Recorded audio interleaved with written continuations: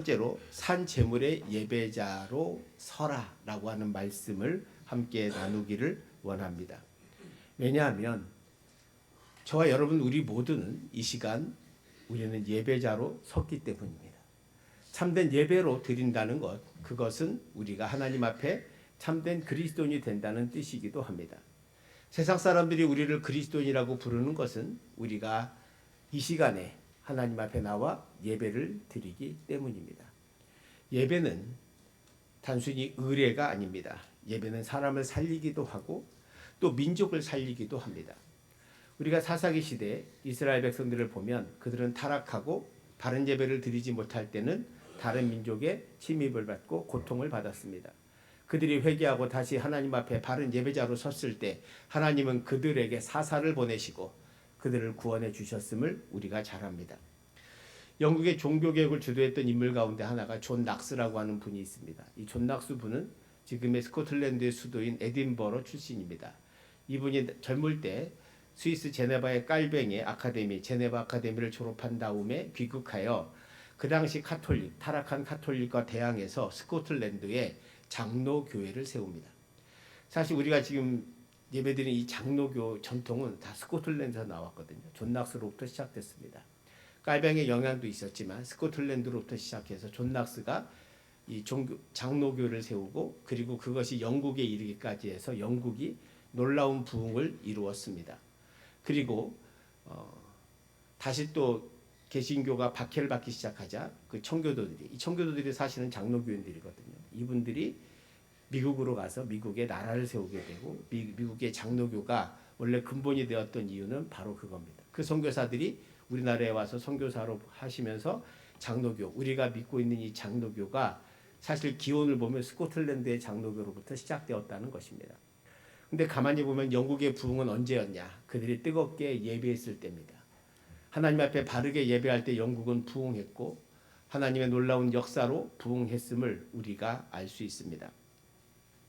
그런 의미에서 우리는 이 예배가 우리나라를 살리기도 하고 저와 여러분의 삶을 살리기도 하고 죽이기도 한다는 것을 꼭 기억하셔야 합니다. 그런 면에서 저와 여러분들이 먼저 참된 예배자로 서야 합니다. 제가 지난 주간에 신의 악단이라는 영화를 보았습니다. 혹시 여러분 지금 나오시죠? 신의 악단이라는 영화가 지금 상영 중입니다. 아시는 분도 있을 테고 보신 분도 계실 줄 압니다. 안 보신 분들은 꼭 이번 주에 보시기 바랍니다. 꼭 보시면 정말로 은혜롭습니다. 저 내용은 이런 겁니다. 북한의 유럽의 NGO 단체의 원조를 원했는데 그 유럽의 NGO 단체가 2억 불을 주겠다고 하고 조건이 뭐였냐면 평양에 교회를 2개 만들고 부흥회를 한번 해라. 부흥회를. 그러면 자기들이 보고 2억 불을 주겠다.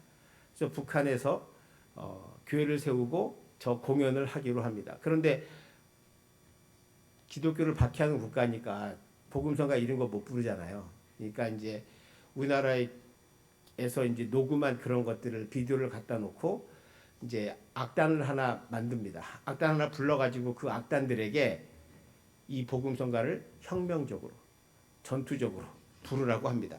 그래서 열심히 사람들이 불러요. 그리고 또 이렇게 불러도 안 되고 진짜처럼 해야 되니까 성경도 혁명적으로 전투적으로 읽으라고 합니다. 그리고 기도도 혁명적으로 전투적으로 하라고 합니다.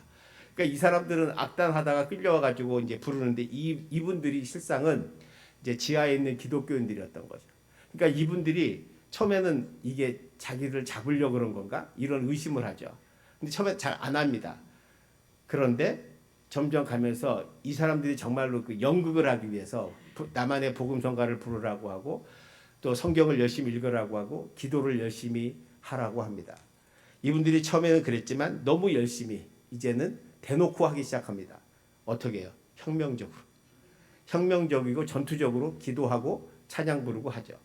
이 사람들을 감시하는 보위부 이제 소자들이 있었는데 이 사람들이 노래를 잘합니다. 그래서 이 사람들이 이제 복음성가 부르는 가수가 됩니다. 그러면서 이들을 지키다가 이들이 은혜를 받죠. 복음성가 부르면서 은혜를 받고 그러면서 이 사람들이 점점 예수님을 알게 되고 그리고 성경도 전투적으로 읽어가면서 눈에 보이는 것이 십자가만 보이기 시작합니다. 그래서 나중에는 더 이상 여기까지 말하면 그만. 더 말하면 이제 스포가 되니까 나머지는 여러분이 가서 확인하십시오. 근데 그 안에 복음성가가 몇 개 나와요. 근데 그 복음성가가 너무너무 은혜롭습니다. 잘 불러서가 아니라요. 그 상황이, 그 정황이 우리를 너무 눈물 나게 합니다. 북한엔 지금도 지하교회가 있다고 하죠. 제가 그 성남에 있을 때 청년부를 데리고 중국의 산동성 위에시라고 하는 곳에 그 조그만 마을에 저희 집사님 한 분이 거기다 공장을 세우는, 그때 중국에 공장 세우는 게 유행이었거든요. 그 믿음 좋은 분이 그래서 불러서 거기 청년들과 가가지고 이제 마을 사람들이 공연도 하고 했는데 어느 날 그 있다가 선교사님이 저한테 지하교회를 한번 가보겠냐고 중국에. 그 중국에 삼자교회가 있습니다. 그래서 한번 가보고 싶다. 그래서 저와 청년 3명만 딱, 많이 못 갑니다. 왜냐하면 들통나니까, 우리를 감시하니까, 중국 공산당. 그래서 어디 간다고 하면서 몰래 빠져나와서 제가 지하교회를 한번 중국인들이 예배하는 곳에 가본 적이 있습니다. 그 지하교회 가면 지하실에서 몰래 하는데 한 20명 모였더라고요. 근데 저도 뒤에 앉아서 그 선교사님하고 청년들하고 예배 드리는데 정말로 큰 은혜 받았습니다. 왜냐하면 거기는 음향도 없고 악기도 하나도 없습니다. 그리고 노래 찬양도 조그맣게 부릅니다. 우리 집에서 조그맣게 부르듯이 크게도 안 불러요. 20명이 웅얼웅얼하는 것처럼 찬송을 불러요. 그리고 기도도 그렇게 해요. 그리고 말씀도 중국인 목사님이 설교하는데 이제 선교사님이 전 통역을 이제 저희들에게 해주는데 제가 들어보면 별 내용도 아니야. 우리가 다 아는 내용인데 뭐 그렇다고 뭐 설교 잘하시는 분도 아니에요. 근데 그 설교가 1시간 반을 해요. 근데 제가 놀랐던 것은 그 성도님들, 20명이 모인 그 성도님들의 눈길, 그들이 한 명도 졸지도 않고 1시간 반 설교 끝났을 때 손을 들고 말합니다. 목사님 더 해주세요라고 하는 거. 선교사님이 저에게 말하는 게 이분들이 왜 이렇게 예배를 간절하게 드리냐. 3시간의 예배를 드리고도 더 드리고 싶다는 거예요. 왜? 다음이 없기 때문입니다. 꼭 귤라 모이는 게 아니라 귤라 모이면 다 걸리니까 이제 몰래 연락을 해가지고 어느 날 딱 어느 순간에 딱 모이는 거예요. 그러니까 그게 언제일지 모르는 거죠. 다음 주 주일날 모이는 게 아닙니다. 언제 모일지 몰라요. 그렇게 모이는 거예요. 그래서 20명이 예배하는데 정말 저 그 3시간 예배 드리면서 너무나 제 자신이 부끄러웠습니다. 야, 이분들은 이렇게 지하실에서 예배하는데 우리는 무슨 예배를 드리고 있나. 성령님의 역사와 강력한 능력은 바로 그런 성도들의 간절함, 정말 오늘 이 예배가 나에게 마지막이라는 예배, 이거 이 예배에 성공하지 않으면 나는 살 수 없다는 그 간절함이 그들을 놀랍게 변화시켰다는 것을 우리는 보게 됩니다. 중국의 문화대혁명 시전에 기독교인이 한 300만 정도 있었다고 합니다. 근데 문화대혁명 시작하면서 기독교를 중국이 박해했습니다. 그 박해를 받으면서 많은 사람들이 끌려가고 흔히 말하는 교도소, 가마소 같은 데죠. 그런 데 갔습니다. 그때 예배 때문에 체포되어서 노동교화소에 갇혔던 한 목사님이 이런 얘기를 했습니다. 예배를 포기하면 살 수 있지만 예배를 포기하면 이미 죽은 거다. 놀라운 말씀이었습니다. 예배를 포기하면 육체는 살 수 있어요. 그러나 예배를 포기하면 이미 영혼이 죽은 거기 때문에 자신들은 이 예배를 포기할 수 없다라고 말했던 것이죠. 사랑하는 성도 여러분, 우리는 그런 의미에서 오늘 이 예배를 어떻게 드리고 있는가? 정말로 저와 여러분이 간절한 마음으로 이 지하교회 성도들처럼 우리가 혁명적으로, 열성적으로 예배를 드리고 있을까? 오늘 예배자로 서는 것이 우리에게 왜 중요합니까? 오늘 로마서 12장 1절을 보십시오. 그러므로 형제들아, 내가 하나님의 모든 자비하심으로 너희를 권하노니 너희 몸을 하나님이 기뻐하시는 거룩한 산 제물로 드리라. 이는 너희가 드릴 영적 예배니라. 오늘 사도 바울은 우리에게 예배가 뭔지를 가르쳐줘요. 예배는 우리가 하나님 앞에 거룩한 산 제물로 드리는 거다. 구약에 보면 양을 잡습니다. 양을 목을 따고 죽이고 그 살을 벗겨서 태우고 내장을 꺼내서 살을 태웁니다. 그게 제물로 드려지는 거예요. 더 이상 그러니까 많은 사람들이 그 양을 왜 죽이냐? 내 죄를 그 양에게 전가시키는 거예요. 내가 이런 죄인으로 살았지만 이 양에게 전가시켜서 이 양이 나 대신 죽는 거예요. 주님께서 왜 양을 죽이십니까? 너 다음 주에서 또 죽일래? 너 그 다음 주에서 또 죄짓고 또 양을 죽일래? 그걸 묻는 거거든요. 내가 죽어야 하지만 양이 대신 죽으니 이제 죄짓지 말고 하나님의 말씀대로 살아가라는 뜻이 거기에 있는 거죠. 주님의 십자가에 흘린 피가, 주님이 죽으신 이유가 바로 우리의 죄를 용서하기 위해서입니다. 그런데 우리는 지금도 죄짓고 회개하고 죄짓고 회개하고를 반복한다면 이거는 참된 예배자의 삶이 아니라는 것입니다. 산 제물을 드리는 것은 다른 게 아닙니다. 이 강단이 제단이 되는 것이고 저와 여러분이 제물이 되면 됩니다. 여러분 이곳에 여러분은 관객으로 온 것이 아닙니다. 목사가 설교를 얼마나 잘하나, 찬양대가 얼마나 찬양을 잘하나를 보러 온 게 아닙니다. 찬양은 없어도, 설교는 시원찮아도 여러분이 정말로 산 제물이 되면 하나님이 그 예배를 통해 놀라운 성령의 역사와 은혜를 내려주실 뿐만 아니라 여러분의 영혼이 살아나게 됨을 잊지 마시기를 축원드립니다. 그래서 이 예배가 마지막인 것처럼 혼신을 다해 드릴 때 하나님의 성령의 놀라운 역사가 일어나게 되는 거죠. 산제물을 드린다는 건 무엇입니까? 여러분, 우리가 산제물을 드린다는 것은 다른 게 아닙니다. 내 삶의 첫 번째가 내가 아니라 예수 그리스도이심을 고백하고 여러분의 삶의 순위를 바꾸는 것입니다.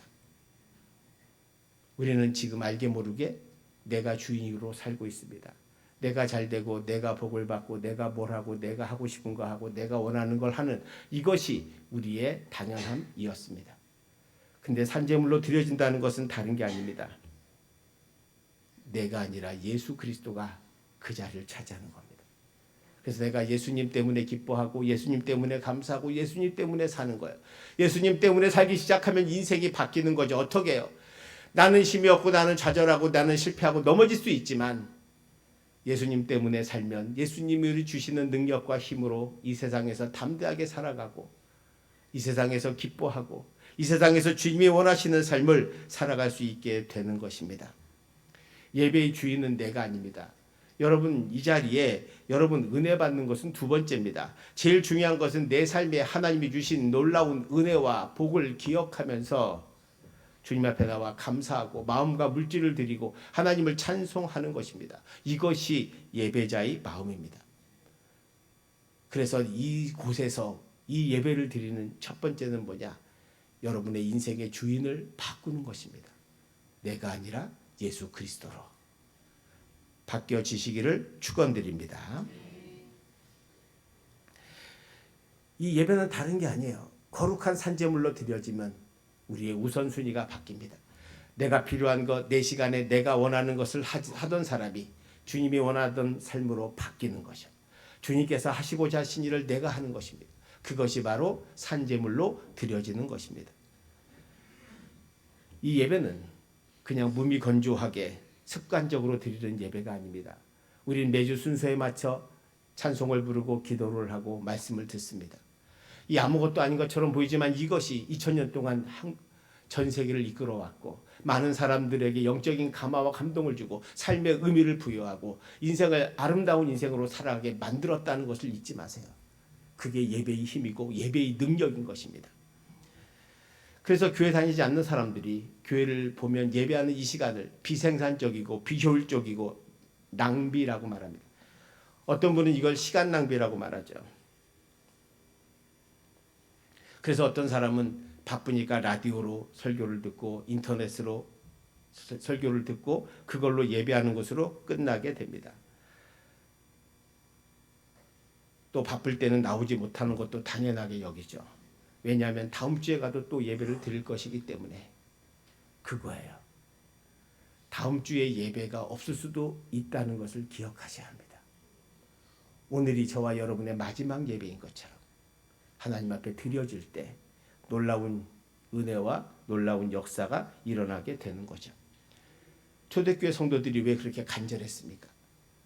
제가 중국의 그 지하교회를 저도 그게 처음이자 마지막으로 본 건데 그때 그걸 보면서 카타콤이 생각이 났어요. 초대교회 성도들이 로마의 박해를 피해서 동굴 그 냄새나고 시신 썩는 그곳에서 예배를 드렸던 마음을 이해하겠더라고요. 박해를 하면 할수록 하지 못하게 하면 할수록 놀랍게 역사하고 그 간절함이 그 예배 가운데 성령께서 인도하시고 역사하여 주심을 우리가 보게 되는 거죠. 오늘 화려한 악단과 아름다운 조명과 뭐 이런 것들이 있는다고 해도 거기에 정말 산 제물로 드려지는 사람이 없다면, 관객만 있다면 그것은 아무런 삶의 변화가 없고 아무런 일도 일어나지 않을 겁니다. 그러나 저와 여러분들이 하나님 앞에 산 제물로 되고 하나님 앞에 내 삶의 포스트가 하나님으로 바뀔 때 그 120명이 놀라운 역사로 로마를 정복했던 것처럼 이 세상을 바꿔가는 놀라운 힘이 우리에게 임하게 될 줄 믿습니다. 미르바 던이라고 하는 미국의 영성신학자는 예배를 가장 고귀한 시간 낭비라고 말씀했습니다. 사람들은 말합니다. 무슨 예배가 뭐 변화가 있냐? 그 예배가 뭐냐? 시간 낭비라고 정의하기도 합니다. 근데 그녀는 이렇게 말합니다. 세상의 눈으로 보면 하나님을 예배하는 것은 시간 낭비다. 그러나 예배를 실용주의 관점에서 이해하면 안 된다. 우리가 예배하는 단 한 가지 이유는 하나님의 예배를 기뻐 받으시는 분이시며 동시에 마땅히 우리의 예배를 받으시기에 합당하신 분이기 때문이다. 예배는 시간 낭비다. 그러나 참으로 고귀한 시간 낭비이다. 우리가 하나님께 나와서 예배를 드릴 때 우리의 몸과 시간과 그리고 물질을 드리는 것입니다. 여러분, 이 예배는 내 하나님 앞에 모든 걸 드리는 거죠. 나를 거룩한 산제물로. 그래서 내가 한 주간 내 뜻대로 살았다면 이제 주님, 내가 내 뜻이 아니라 주님의 뜻으로 살기를 원합니다. 이렇게 고백해야 할 줄로 믿습니다. 사람은 귀하게 여기는 것에 돈과 시간을 씁니다. 어떤 분은 시간이 나면 쇼핑을 열심히 하고 물건을 삽니다. 그것이 그가 가장 귀하게 여기는 것이기 때문입니다. 어떤 분은 유용하고 노는데 돈을 쓰고 시간을 씁니다. 그것은 그가 그걸 가장 귀하게 여기는 거죠. 어느 분은 강원도 산골짜기에 있는 음식점을 가기 위해 시간을 내서 갑니다. 그런 곳에 갈 때는 절대 멀다고 하지 않아요. 근데 주일날 교회 가면 멀어 보이는 것은 그것은 그가 가장 귀한 것이 다른 데 있다는 것을 가르쳐 주고 있습니다. 그러므로 성도 여러분, 여러분이 이 예배를 내가 변화되는 시간으로 기억하시고 내가 산제물로 드리는 예배가 될 수 있기를 축원드립니다. 하나님께 쓰는 시간이나 물질이나 헌신이 아깝지 않고 당연히 해야 할 것이라는 것을 기억해 주시기를 바랍니다. 우리가 예배를 목숨 걸고 드려야 되는 이유가 있습니다. 예배를 목숨 걸고 드려야 되는 이유가 바로 로마서 12장 2절에 나옵니다. 우리 2절 말씀을 한번 같이 봉독하겠습니다. 너희는 이 세대를 본받지 말고 오직 마음을 새롭게 함으로 변화를 받아 하나님의 선하시고 기뻐하시고 온전하신 뜻이 무엇인지 분별하도록 하라. 우리는 이 예배가 아니고서는, 그리고 내 삶의 주인이 주님이 아니고서는 이 세대를 본받지 않을 방법이 없습니다. 이 세대를 우리는 따라가게 됩니다. 왜요? 우리는 교회에 있는 시간보다 세상에 있는 시간이 훨씬 많기 때문입니다. 우리 자녀들이 교회 학교에서 공부하는 건 한두 시간도 안 됩니다. 1시간도 안 되죠. 그러나 세상에서 하루 종일 우리는 세상을 보고 공부하고 세상 소식을 듣고 살아갑니다. 그런 세상 속에서 우리가 하나님의 자녀로 그리스도인답게 살아간다는 것은 시간 배분을 보면 거의 불가능합니다. 그런데도 우리가 이 1시간만 바르게 예배만 드려도 나머지 시간을 세상에서 우리는 세상을 분별하며 살아갈 수 있는 능력을 얻게 되고, 무엇이 옳고 무엇이 그른지, 내가 무엇을 향해 살아야 하는지를 선명하고 분명하게 알게 된다는 거예요.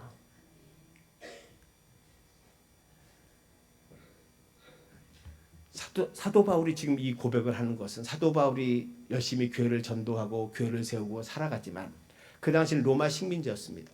그 당시 로마 식민지가 가진 가장 세속적인 것 두 가지가 있었습니다. 그것은 뭐냐? 성적인 타락이죠. 성적인 타락과 그것이 너무 극심했습니다. 또 하나 영적인 타락도 있죠. 영적인 타락. 그래서 사람들이 자기의 쾌락을 위해서 사람을 서로 죽이게 하는 그런 것도 많이 보고, 그리고 무엇보다도 수많은 신전을 세우고 신들을 섬기며 살아가고, 또 하나 물질만능주의로 살아가는 삶, 그것이 바로 로마였습니다. 근데 그런 시대가 여러분 2000년 전이나 오늘이나 복음이 똑같은 이유는 변하지 않는 이유는 시대가 변하지 않기 때문입니다. 2000년 전이나 오늘이나 우리 사회를 바라보면 똑같습니다. 모두 다 물질 만능주의에 매여 있고 영적 성적인 타락 가운데 살아가는 우리들입니다. 이런 세상 속에서 우리가 하나님의 말씀대로 산다는 것 그것이 어떤 길이냐? 오늘 사도 바울은 분명히 말합니다. 하나님 앞에 거룩한 산채물로 네가 드려지지 않는 한 이 세대를 분별할 수 있는 능력도 이 세대를 이길 수 있는 능력도 없다. 이게 사도 바울이 경험한 거거든요.